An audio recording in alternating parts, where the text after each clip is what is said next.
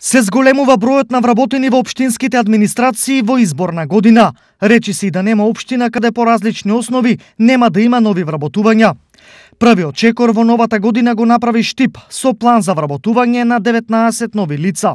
Во меѓувреме во оваа година работниот век им завршува на 4 лица, но сепак бројот на вкупно вработени во општината ќе се зголеми за 15 од сегашните 155 на 170. Со сега ставаме работни места кои што се поприоритетни за општинската администрација.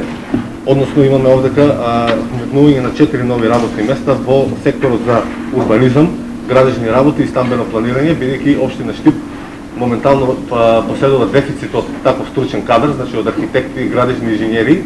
Очигледно е дека треба да се вработи некој кој ќе заземе таква раководна функција.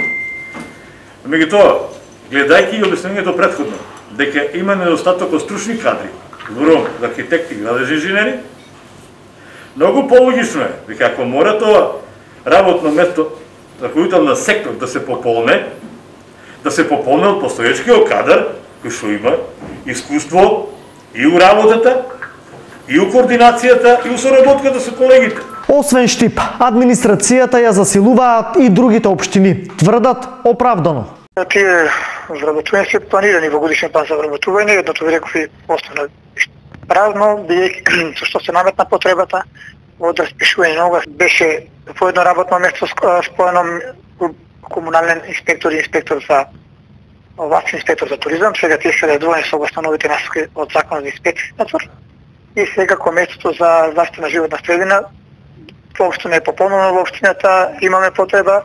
Сите овие вработувања според градоначалниците се оправдани и во интерес на граѓаните, но дали граѓаните се согласуваат со повеќе административци? 5 души работат на 5 компјутери и чекаш 5 сати и те шета, оди таму, оди ваму и на крај ништо. 3 дена едни документи, ја документи носам, 3 дена горе-доле. Не е само од Штип, него секаде примат по партиска линија. Не, мој коментар е не, кратко. За тоа превише администрација, мислам, превише администрација. Сега се отпушта. Дали новите вработувања ќе донесат нов квалитет во работата и решавањето на граѓанските потреби е повторно неизвестно, зашто бројот на нововработени не секогаш е гаранција за тоа. Дека не е се во бројките одамна е познато, а европските стандарди ова тврдење го аргументираат со личен пример. Имено во Европската унија на секој 1000 жители има по еден административец.